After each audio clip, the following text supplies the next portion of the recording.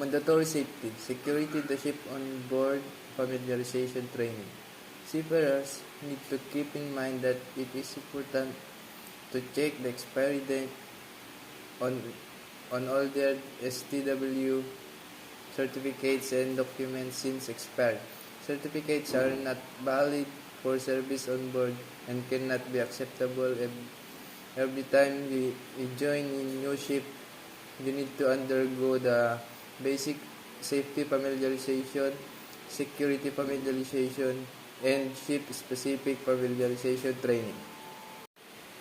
Basic safety familiarization gives information and instruction about what you do in case of an emergency. Before being assigned to shipboard duties, you should receive either approved training in personal survival techniques or sufficient information to able to communicate with the other person on board on safety issues, understand safety information symbols, signs, and alarm signals. Know the procedure for a man overboard, fire, or smoke detected, and abandon ship alarms. Identify muster and embarkation station. Identify escape routes. Locate and don life jackets. Use fire extinguishers. Take immediate action upon encountering an accident or other medical surgery. Operate firebreather tight and watertight doors fitted in the particular ship other than those for hull opening. Ship familiarization procedure for new crew members. The crew members joining the ship must be aware of their obligation regarding the use of equipment, security, and safety on board. The main purpose of familiarization is to introduce new personnel to important safety procedure on board, emergencies, and proper use of ship technology. The master shall appoint a qualified person responsible for training the new members of the crew. The main aim of the familiarization training is therefore to make the new crew aware of important safety procedures that are to carried out ship while working or during an emergency. The officer in charge of training will train the new crew with regards to the officer in charge of training will train the new crew with regards to the master list guidelines on how to tackle all kinds of emergencies on board the specific ship. Document and publication of ships including SOLAS and MARPOL. Ship's fire control plan.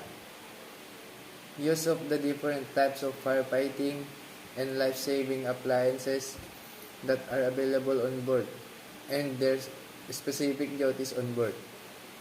In addition, the officer should also ensure that the new crew member know the following: location of escape routes and different types of alarm on board the ship, duties in the master list during emergencies, location of life jackets and immersion suits, location of his or her cabin, along with the location of the nearest escape route, and procedure to operate fire extinguishers, preparation of fire and watertight doors fitted on ship, and instruction of ship's drill and procedures to raise an alarm in case of an accident or emergency.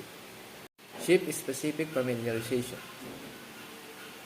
Every crew member who joins the ship is required to be aware, knowledge of their duties and responsibilities regarding the use of equipment, security, and safety on board.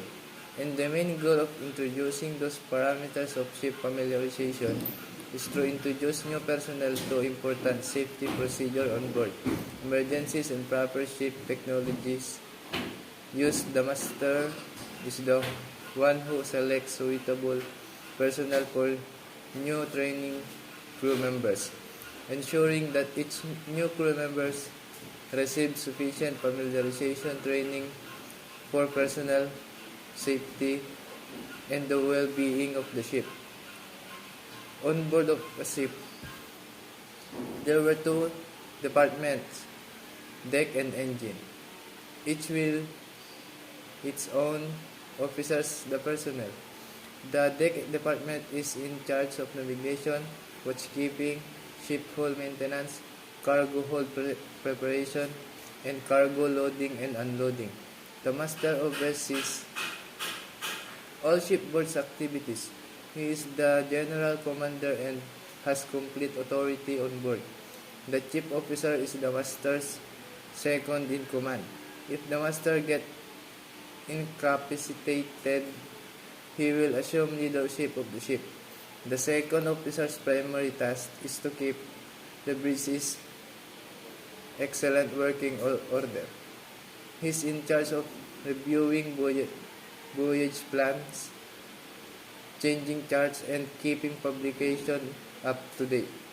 The third officer is in charge of all life-saving and firefighting equipments. Bosun is in charge of the unlicensed deck department. Under deck direction from the chief officers, his primary task is to keep the ship's hull in good shape. The pumpman assists the chief officer during loading and unloading, crude oil cleansing, ballasting, deballasting, purging, gas freeing, and tank cleaning are also among his responsibilities. Security familiarization training. The familiarization training is performed by the ship security officer or an equally qualified person and provides guidance for the seafarers so that they are at least able to report a security incident, know which procedure to follow when they recognize a security threat, and shall receive approved security-related familiarization training to be able to report an